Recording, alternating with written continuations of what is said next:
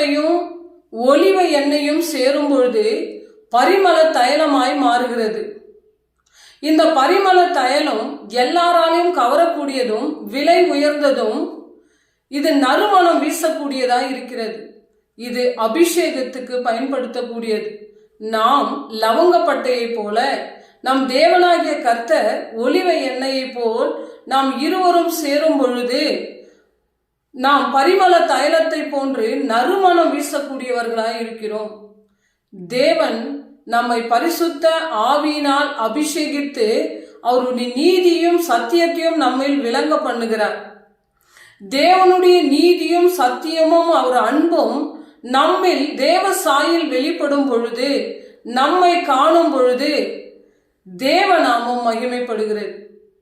நம் மூலியமாய் தேவநாமம் மகிமைப்படுவதுதான் தேவனை திருப்பி நாம் அபிஷேகிப்பது. யாத்ராகமம் 30:24 நாம் இந்த லவங்கப்பட்டையும் ஒலிவ எண்ணெயும்